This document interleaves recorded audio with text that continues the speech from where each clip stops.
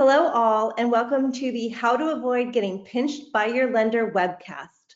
We're going to begin in just a few short moments, but before we do, I'd like to remind all attendees that they are currently in listen-only mode, but to please use the chat feature to ask questions of our expert panelists at any time. We will answer those during the Q&A session at the end. With that, I'd like to hand it over to Chris Larkins. Thank you so much, Heidi, and thank you to our attendees who are here today. It is my great pleasure to bring a topic that is not only extremely important in the regular course of business, but that has become especially relevant given the headlines that we've all been reading over the weekend related to Silicon Valley Bank and questions throughout the credit sector.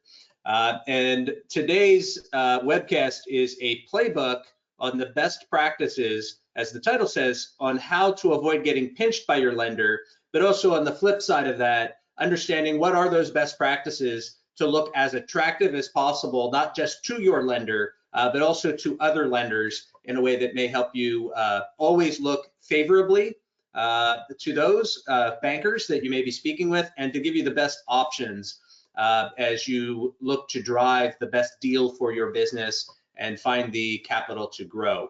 I'm joined today by Pete Kanoy, who is the founder of ECS Debt Advisory. They are a longtime Diamond strategic partner of CEO Coaching International, and a very trusted partner, and they've worked with a number of our clients to help them structure very attractive deals and deals that our clients had previously not believed were possible.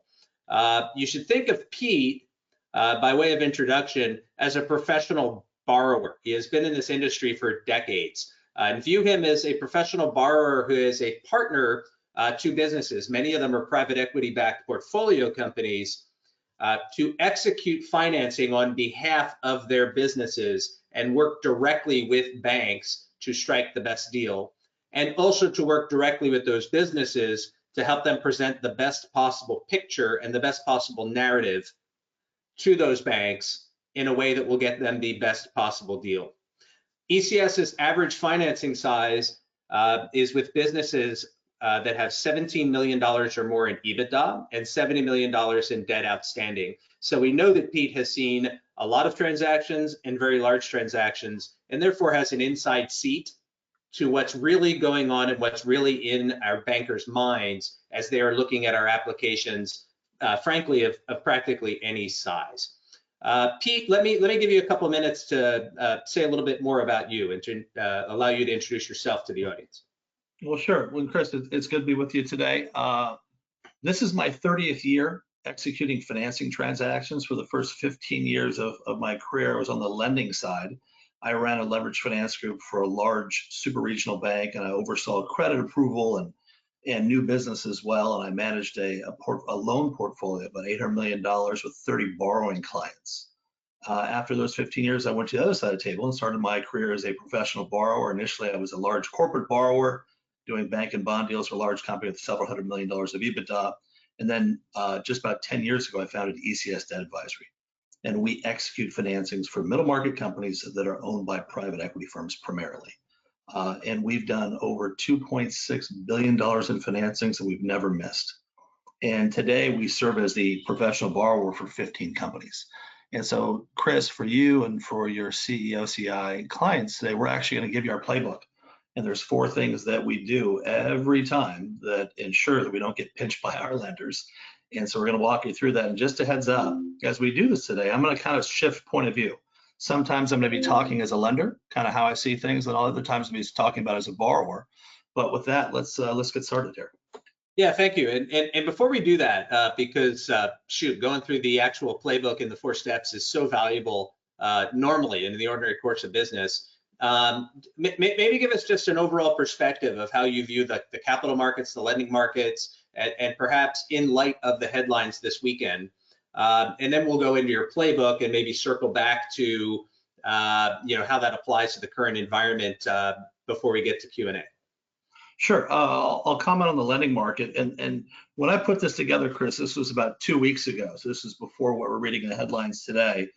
And what we're reading in the headlines today just accentuates what I'm going to tell you now, which was of 2 weeks ago. But really, 2 things of note. We're Today, when we borrow money, we're getting about 80% of the debt load that we used to get. We're paying about 120% of the credit spread. So we're borrowing a little less, we're paying a little more, and it's taking twice as long.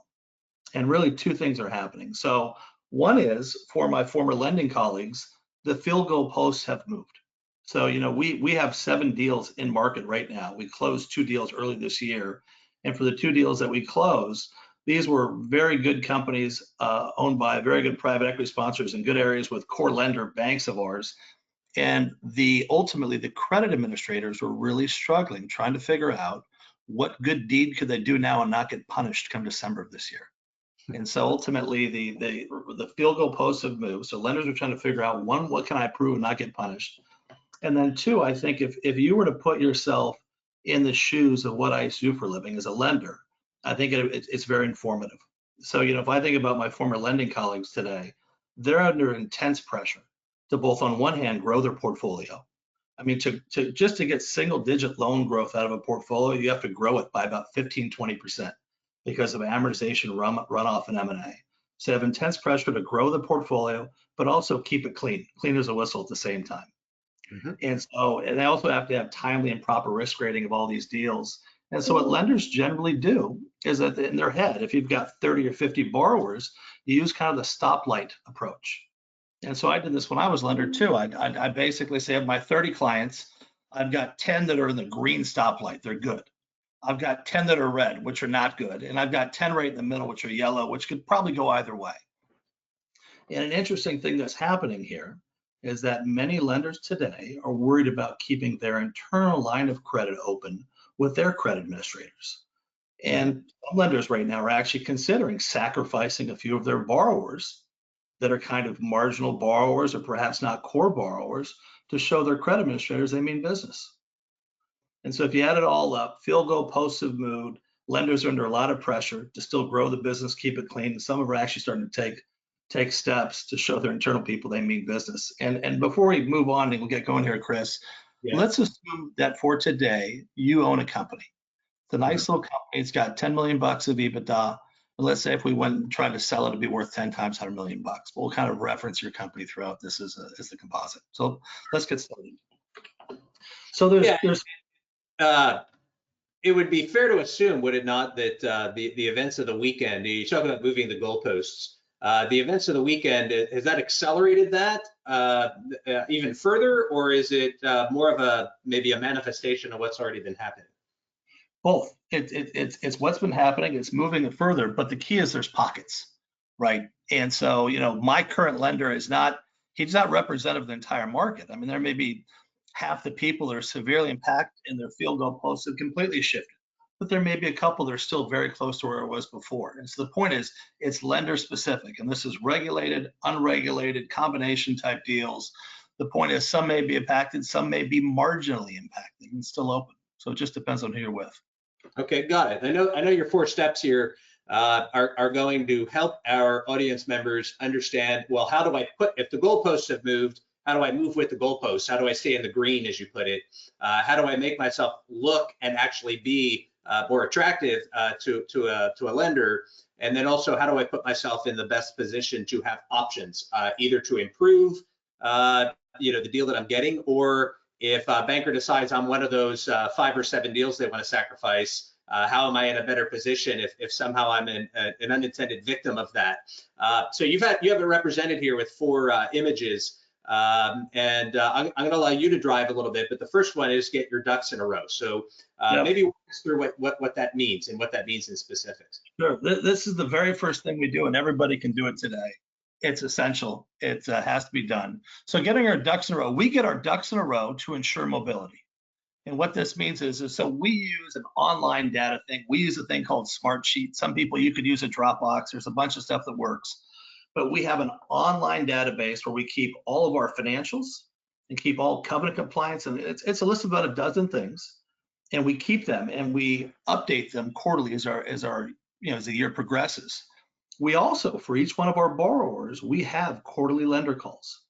And we use kind of a simple 1-page template, which we have with the lenders, and we update that each quarter. And so basically what we have is this online thing, a link that we can share with lenders. And effectively what we're doing is we're almost simulating the attractive parts of being a public company. And we take things, and here's the other side of the coin, Chris. When I was a lender, of the 30 clients that I had, 2/3 of them couldn't leave if they wanted to. You know, it could have been your company, right? Great Yeah. company. You don't like how I'm behaving as your lender, but you don't have your ducks in a row. I know And that. why is You're not why would 2/3 of a lender's customers not have options? Well, they don't have their ducks in a row, meaning it's ultimately, if I decide I want to start talking to people today, what I need is to have my ducks in a row. And so this is having my financials, my covenant compliance, kind of my legal org chart, my credit agreement, all these things in a way that I can readily share them with multiple lenders at the same time. So that's the first thing that we always do. We always ensure for each one of our borrowers, we got 15 of them today, we've got our ducks in a row to ensure we've got mobility. So this is a really interesting recommendation, of course, because if anyone in the audience has ever taken their company to market, through an investment banker, they'll know that, or if they bought a company perhaps through an investment banker, they know that there's a data room, right? Like as part of the transaction, there's a data room. So you go to the data room, which is again a smart sheet or some sort of might be Dropbox, some sort of secure storage, where all of the company's relevant financial and structural information resides. And you can go in there and check payroll, you can check years of financials, projections, org chart, all the things you just mentioned. So is your advice effectively to put your company in a position where it's almost like you're always going to market, or in other words, like you're always ready to go to the credit markets at any time? You said it perfectly, and that's what we do for every one of our borrowers. We are always ready all the time. And if you think about it, if I were to start today for your, like let's say for a new company we do it for, it takes us a couple hours. It's like a little CapEx cycle to put this all together, and then to keep updating every 90 days is done in a jiffy. It's pretty easy, but allows us optionality. And this matters. So yes, you're always ready to go to market, but this matters to me as an incumbent lender. If this is you, Chris, I know you got your ducks in a row. I have to treat you differently than you not having your ducks in a row. And then also me as a prospective new lender, when I meet new people and they come to me and they give me a link to a Dropbox or a Smartsheet, whatever you want to use, that has all these things, I as a new lender am trying to figure out what is a good return on time. I haven't got a fixed amount of a finite amount of bandwidth I can put out there. I'm trying to allocate it to good situations where I can win. And the idea that you give me a link and all your ducks in a row, I like this. This is good. This is a good use of my time. And so as a new lender is underwriting you, it's a great first step. So it's good for the incumbent, it's good for the prospective lender, it's good for me as the borrower. Yeah, and I think this is excellent advice that definitely actionable for everybody on this call.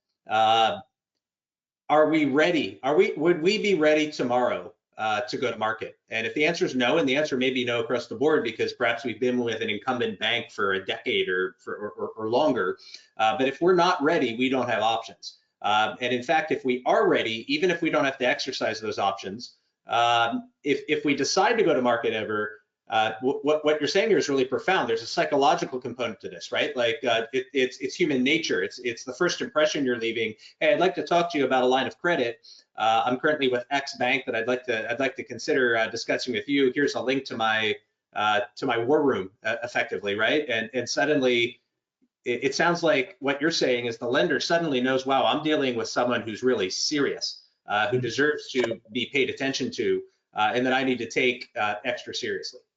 Yeah, and also effective lender means this is going to be a good use of my time. I'm not going to feel foolish here. I mean, look at all the good stuff they already have, and then I'll ask for a couple more things. They'll probably get that to me quickly. I mean, this is the type of customer I want to have.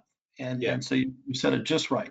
And it's only about a dozen things. It's not a little, it's not a lot, it's just right. It's just enough that allows me as a prospective lender to kind of get my arms around what's happening.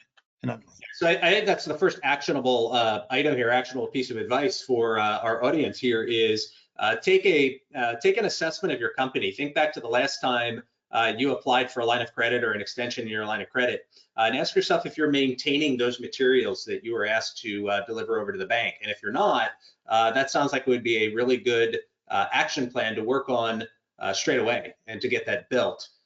So thank you for that, Pete. Now you've got the word sober staring at us on it's not quite Monday morning anymore, but word sober staring at us on a Monday. which certainly got a lot of attention, I'm certain. Walk us through what you mean by that. Yeah, well, these are the 4 things we do every time. So the first thing is now we got our ducks in a row. Second thing we got to do, and this is easy to do too, and anybody on this call, you can do it with your CEO coach, but we do this for every borrower. It's time to have an honest assessment of where we are, and not where we'd like things to be, but really see things as they are, not as we wish them to be. And so it's really, there's 2 things we do for every one of them. The first one is liquidity. And again, we talk about Chris, your little company that makes 10 million bucks of EBITDA, right? Nice little company. First of all, liquidity. Liquidity, in the most simple sense, is, am I a net generator of cash? Yes or no? And, Chris could have a neat little company. He's unlevered. He doesn't have any working capital swings. And, he could be a cash monster with 10 million of EBITDA. Or Chris could have huge CapEx. He could have big working capital. Despite having 10 million of EBITDA, he's always been a net user of money. So the first thing is, where am I on the liquidity spectrum? And then 2, this one you could do with your CEO coach, but this one really requires just kind of, we say sober, you just got to be honest about it. How am I doing performance-wise? And there's 3 things that we always do as a sanity check when we look at how our borrowers are doing. 1, how are we doing versus last year? So it's the 3 things are last year versus budget, and then versus the peers. So let's use your little company, Chris. We don't even know what it does, but it's simple analysis. First of all, how did you do versus last year? Did you make 17 of EBITDA last year and this year you're at 10? Or did you make 8.5 and you're now making 10? So which way directionally is it? That's 1 versus last year. 2, how are you doing versus what you said you would do? Did you tell people that you would make 9 and you made 10? Did you tell people you make 15 and you made 10? How are we doing versus what we said we would do? And then 3, how are we doing versus our peers? And I think this is really essential. I'll give you an example. We're doing a dental deal right now, and it's a business that has 1-2% revenue growth. The cost, hiring hygienists, these things are kind of the costs are swelling up. The 4-wall EBITDA is down 10%, and this company's actually investing in overhead, so the consolidated EBITDA is actually down 15%, but they're ahead of their peers. They're ahead of their peers in a sense. And so despite being down 15%, they're still doing better than everybody else. And it's a good sector. And so that would still be down 15%, but still in the green bucket, if you would. Mm-hmm. So to see how we're doing, a sober assessment, liquidity, are we net generators of money? Yes or no? How are we doing? And then how are we doing versus last year? How are we doing versus budget? How are we doing versus peers? Then when we get done, this is the opportunity, we give ourselves a grade. And am I kind of a green bucket borrower? Am I a yellow bucket borrower or red? And, and Chris, let's say for your company, well, let's call you a high yellow. How about that? Sure. You're doing okay-ish, something like that, high yellow. And the reason why you want to do this is, and I'll speak back as being a lender, because I'm sure as hell doing this for you. You should do it yourself. So the point is, when you understand how I'm treating you well, or perhaps not treating you well, maybe for what other reasons, at least you understand how you're being viewed. And because sometimes as borrowers, what we have to do is sometimes we're doing great and people aren't treating us well. Sometimes we're struggling a little bit. And we're going through a little bit of a transition, which is fine, but we need to be aware of that before we go start talking to 20 other people. Maybe it's us, not them. And are those effectively the questions to help you determine, am I a yellow, a high yellow, a green, a red? Like how did I do compared to last year? How am I doing compared to, say, industry benchmarks? And my closest competitors, or are there other criteria that a banker might use to classify you as a yellow or a high yellow or a green? So this is just for performance. I mean, one of the biggest ones is how they feel about you, who you are as a person, your integrity and the whole thing. And also how you feel about having a two-way street of economics. I mean, there's a lot of different things, but as relates to performance, I'm just saying as a lender, the most simple, we have risk grades we use as lenders, a risk rating process, but ultimately we dumb it down, kind of green, yellow, red bucket, and to see it the same way as relates to performance. If I'm a net generator of money and I'm doing what I'm saying I'm going to do, and I'm basically improving from last year, I'm a green bucket borrower. I mean, I'm doing fine. And it's also it indicates if we're not, maybe we're a little further down the spectrum. We at least appreciate that and see it as it is, not as we wish it to be. And do you recommend that the answers to some of these questions, right? Like they involve asking yourself, or through one of us, through your CEO coach, asking the disruptive and provocative questions, right?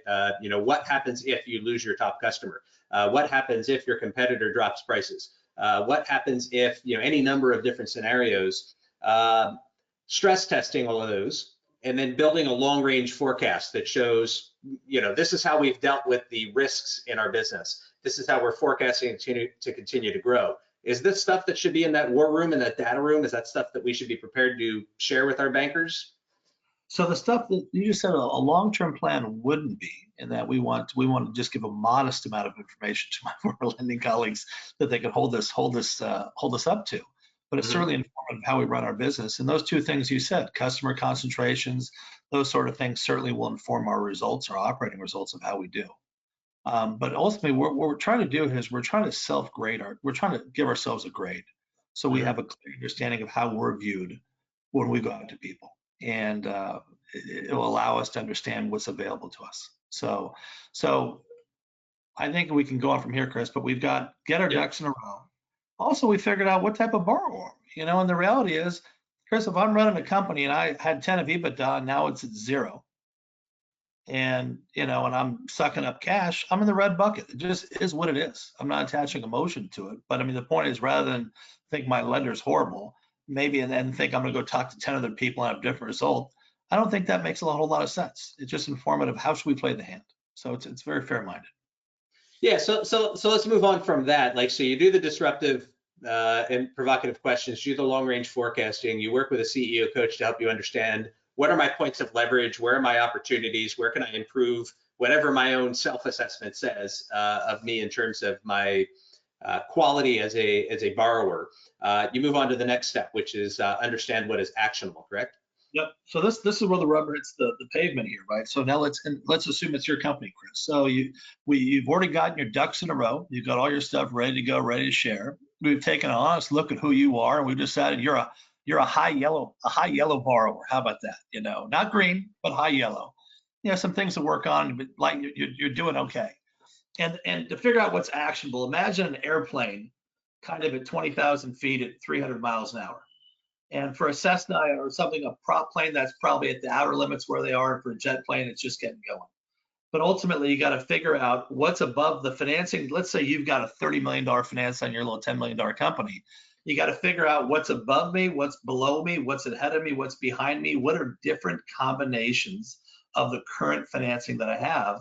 Because, let's say I'm a high yellow borrower, whatever that means. I'm doing okay-ish. I'm a C plus B minus borrower, right? That's kind of what we're saying.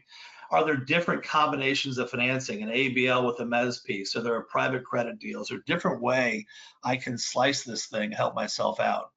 And so if I think about where I am as a borrower on my journey, am I a startup company? Am I making a couple $1,000,000 a year? Am I making $10 million a year? Where do I fit in the financing ecosystem? What's available to me? And I really think about all the possibilities of what's available to me in terms of different combinations of debt and financings, meaning regulated, unregulated, all these different combinations. And then I figure out what issues do I have, if any? Do I have covenant tightness? Do I have suppressed availability with an ABL facility? What are things jamming me up? And then the last thing what we do also is we take a look and say, what's possible? So if, Chris, your company does X, Y, Z, we would then go out and look and say, what are the other private equity owned companies out there that do X, Y, and Z? What type of financings do they have? What do they look like? What's the price and flexibility combinations? We know as a bookend. And so now what we've done at this point is we've got our ducks in a row. We've got a grade. We know where we sit. We've taken a look. We figured out we've got this type of financing. These 3 other combinations will be available to us. And then we get ready for the next step. But I'll tell you this, as a lender, of the 30 borrowing clients that I had, our most profitable clients at the bank could have gotten better deals elsewhere. They paid a premium to be with us. And perhaps that's just inertia, just length of relationships, or who knows what. But the reality is there was much more attractive combinations if they would have left us and gone elsewhere. They could have got cheaper and looser deals with other combinations of financings. So in the world of not being pinched by your lender, which is of course the title of our webcast today, are you finding more people getting pinched because they're not ready? They don't have their, they're not, call it, they may be credit worthy, but they're not attractive enough. Or are you finding more people pinched because they're staying in deals that are not as attractive as they could be getting? These are all cumulative, right? If you're ducks in a row, you're not going anywhere even if you want. If you don't see things as they are, if you can't see things as they are and you're seeing things how they wish, you're going to be the self-limiting factor in that thing. You're going to be banging your head against the wall. I mean, so that's number two.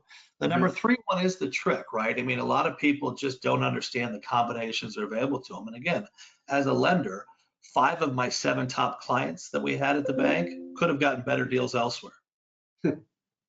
I mean, but they said they're with us. They paid a premium to be with us. Now, we took great care of them. But the point is, as a borrower now, I've been a borrower for the last decade and a half, taking advantage of what the better options are is what we do all day long. And the point is, you think about, Chris, for your little company here, right? Now you get your ducks in a row. You understand you're kind of a C+, B- borrower, you've decided, and you start figuring out what other options are available to me. If I were to move around a little bit, what else could I do? Is there an upgrade available to me? And this is all good borrower thought process. Terrific. Let's move on to our fourth step there. So the fourth thing we do is then you actually go out and get it. That's the big deal. So let's say for your little XYZ company, we determine there's 2 other types of financing combinations that we think may yield better results for your little company that has 10 million of EBITDA. And what we actually do is we go reach out to people and we circle term sheets from them. Go get summary terms from people and get them locked up and take a look. Oftentimes for us, when we go through this exercise, we do this quite often, there's better options available. Usually it's an upgrade for us. And so what we're doing in this step 4 is we're sharing the information we have together in step 1, informed with what type of borrower we at, so we level set our head. From step 3 there, basically, we then realize there's, let's say, 2 good paths. And then on step 4 here, we're actually acting upon it. We're actually circling up term sheets on these here. And we get them in hand. And the point is once we have this, I'm now ready to go back and talk to my incumbent lender. And what's interesting, I guess I'll give you a lender story, Chris. If I'm your lender and you come and ask me for something, you squawking, wanting something from me, that's one thing. You coming and telling me that XYZ Bank and ABC Bank want your business and they've given you term sheets, now I'm responding to competitive pressure, is an entirely different thing. The ask is identical, but you asking for it, me responding to competitive pressure is different. And internally, when I go to my credit people saying, we got to move, we got to drop the pricing, loosen the thing up because other people want him because he's a desirable client, it allows us more flexibility. So you've done all this work here, and either you want to stay with me as your incumbent, you'll get a better deal, or you take a better deal elsewhere. But this is the steps that we do as professional borrowers every single time to ensure we're very, very well financed. So this is very interesting because, again, it strikes me as the strategy that a business owner might take ultimately to exit their business, right? To prepare their business for sale, but it's similar. It runs in parallel to what you do to get the best credit deal while you're still operating your business. In other words, make your business as attractive as possible. Get your ducks in a row. Get all of your information. Get your planning. Understand how valuable you are as an acquisition target. And if you follow that logic all the way through, if you're that example of a company that wants to exit, you partner with an investment bank or a broker or some third party typically to take your company to market instead of calling up one competitor and saying, hey, would you like to buy me, right? And in this case, what I like about your message is the kind of the Boy Scouts line, right? Be prepared. Get your ducks in a row, always be ready to go to market, put yourself in a position where at any time, either because events compel you to, or because it just benefits you, you are ready to go to market.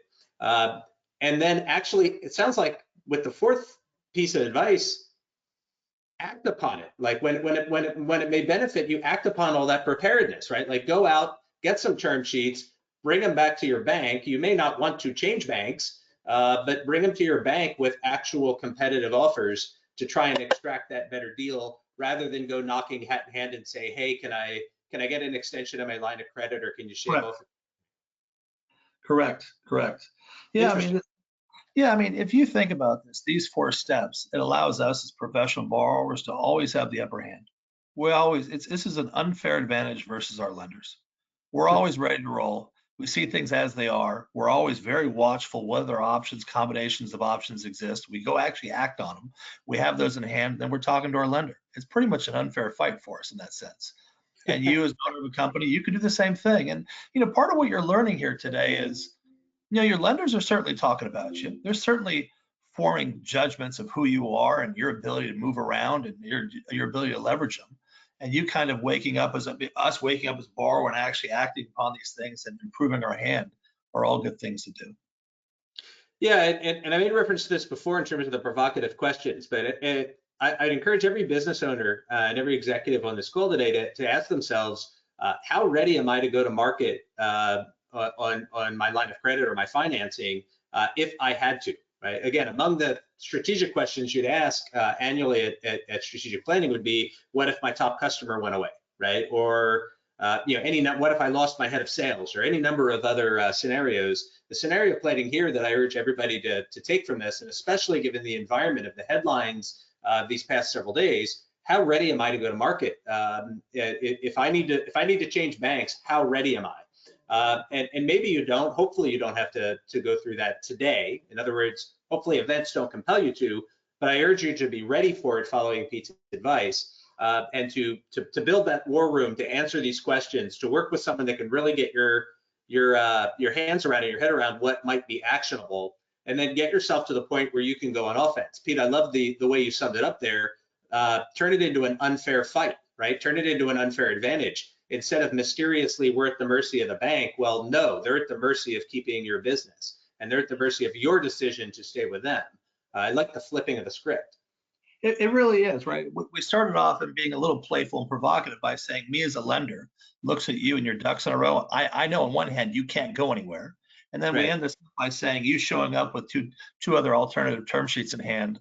And now I'm on my back skis saying, not only am I going to give you what you want, but also it allows me internally to have more juice to give you what you want. Because basically you're being courted by other people. Brilliant, brilliant. And I want to go to audience questions here, or see if there's audience questions here in a moment. But before we do that, I wonder, do you have any additional thoughts about the headlines of the past couple of days? To what extent is this advice extra relevant?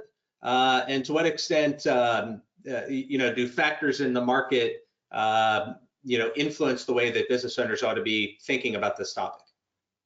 It just becomes more relevant. We do this 24/7 all the time. It's now even more relevant. The reality is, we talked a little bit about the lenders. The field goal post will move even more. There'll be some people that are available to do something. We're doing 2 deals right now in an area that people used to like. They don't like them anymore right now. So the point is, we'll still get it done, but there's a smaller pool of people to hold hands with. So it's more relevant. But I would end with this. I would tell everybody also, with what you're reading right now, take a look at these intra-fi network deposits that are available at regulated banks. And these are programs that existed for a long time, and they were under a different acronym called ICS before, but allows me as a borrower that if I've got $5 million at my local regulated bank, to basically enter this account program, and then it moves the money around to basically 250 grand to a bunch of different banks. So the point is, I can have effectively $5 million of cash, all FDI insured, through this basically program called intra-fi network deposits. And they can ask your existing lender about that. We're doing it.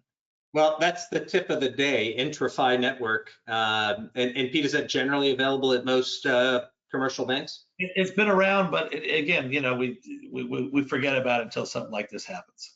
Yeah, for sure. So first of all, Pete, thank you very much for these words of wisdom. And what I take away from this is the playbook. The playbook is the playbook.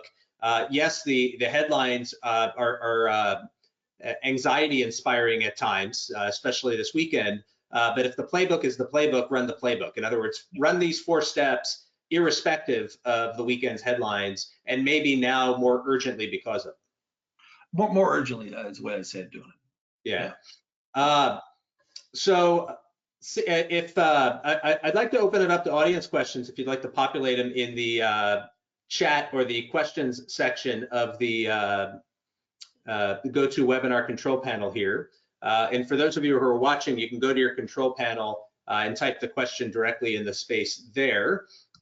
I will also share at this time that we've been able to convince Pete through his graciousness to agree to give a complimentary credit health check to any business with $10 million in EBITDA and above, because that's the space that Pete specializes in, is businesses of those size. And if you would like to take Pete up on that offer, you could reach out directly to me. My email address is chris@ceocoaching.com, and I'd be happy to connect you with Pete. And you could also reach out to me for an introduction to Pete for any follow-up questions that you may have. And my email address is now in the chat box. So in terms of audience questions, Pete, I think the great sign of a thorough job in your explanation is the fact that no one has questions. Let's take a couple minutes here, though, in case folks are still collecting their thoughts. Going beyond the headlines, going beyond this advice, maybe to think of one of your lenders or one of your current clients and just anonymize them.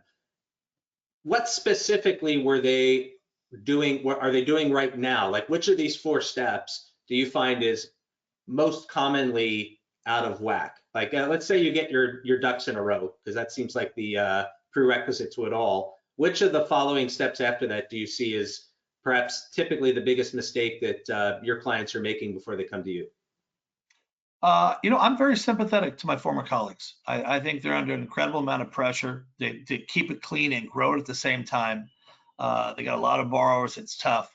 The thing I remember the most and the thing we're very sensitive about is return on time.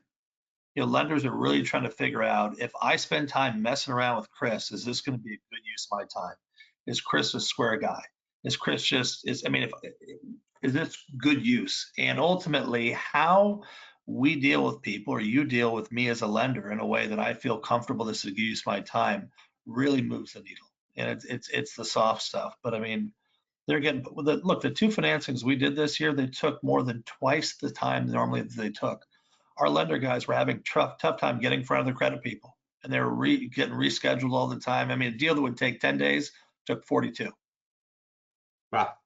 Yeah. So I do have one question to ask, and it gets back to the ducks in a row, right? And possibly a sober assessment. Outside of financials, what are some of the other best ways to tell the right story or to convey the correct narrative to lenders? So we have, if you think about it, we've got our financials in there. We've got our covenant compliance in there. We have our equity ownership, kind of the cap stack, who owns what. We have our acquisition history in there, what we've bought, and then also acquisition performance, if you would. Or the flip side of that is, if we're building stuff, new locations, our build history of new locations and how they've performed, what we paid for them, that sort of thing. We put in there how we did versus COVID. We have that sort of thing. These are lender questions. If our company's been around for a long time, we put how we did in the last Great Recession, which was a long time ago, with some color commentary of how they should expect us to do in the upcoming recession, whatever that may be. We also talk about customer concentrations. Do we have any, that sort of thing, or do we have a granular customer base? We talk about retention and churn of our customers. We also talk about free cash flow profile, which goes back to, are we a net generator of money, right? In the last 3 years, is our business one that actually makes money or not on a cash basis? We have other things that are like our legal org chart. So basically, it's sometimes like, it's just one borrower or a whole bunch of holding companies around legal org chart. And then in there, just to make it super simple, we got management bios. There's a board bios. We've got competitive summary. And then the last thing is, we always keep something in there for the lenders on a valuation summary. Most of the time they know, but just in case for your company, we would have something in there that says, this is why we think we're worth 10 times, and here's some other competitors that sold. But that, like right there, what I had, some of it's just one time, one and done. And then the most of it is just things we update quarterly. Yeah. But the big thing also, Chris, is, we have quarterly lender calls. We have a 1-page template we use, and it's literally 15, 20-minute call. But what we're doing is we're creating a record. So meaning, if you were a lender and I'm still borrower here, you could read the last 8 of these and read basically the notes through them, and you actually know what's going on. We're helping you get up to speed. And so the point is, I'm doing something for my current lender to help my future lender. Interesting. And also in the example you used before, doing something for yourself to make it less likely that you're one of the 5 to 7 that they decide to pinch, right? Because you're giving them all the information they need to judge you as a healthy business worth continued investment. Chris, I would even go further to say, let's assume we're going to get pinched. That's how I behave. I'm assuming that I'm going to get pinched all the time. So I'm doing all these things to get the upper hand and make it an unfair fight. I mean, I'm not hoping that I don't get pinched. I'm assuming I'm going to get pinched, and I'm always looking for a plan B. Yeah, and that's good advice. And I think all of the elements that you described in that, you know, that you put in the data room, all the parts of, you know, building that narrative, that story, that is something, you know, thinking about our own firm, that is something that we, of course, do work with our clients on, right? Like, so all of the elements of a growing firm, of a you know, a well-run firm out of central casting, let's say, from vision to mission to unique value proposition to you know, bios and the long-term plan. Whether you use a CEO coach like us or whether you you know, build these elements of your plan through some other tactic, what I'm taking from you, Pete, is make sure you have all of those boxes checked. You put it as ducks in a row, but make sure you're presenting the picture of a fully credit-worthy firm that is worth fully further investment and that is here for the long haul and will continue to grow. And again, I'll repeat the urgency to all the business owners on this call and those that will watch it later. Think through what part of these elements do I not have? Some of the basic elements that are updated. Am I ready to go to market if I had to go to market tomorrow? And if not, what do I have to do to be ready? And then think through some of these intangible elements, the board bios, the org chart, the competitive advantage, you know, the valuation summary. Those are things that we can help you with, of course. And I'll repeat Pete's very generous offer of a credit health check to any firm over 10 million in EBITDA. With that, Pete, I'll bring this to a close. I want to thank you again for sharing your wisdom with us, with our audience, with our clients here at CEO Coaching International. And, you know, we'll urge everybody to reach out and connect with you directly as well to, you know, get specific advice on their own businesses. Okay, Chris, good to be with you today. All right. Thanks, Pete. Thanks, everybody. Thank you.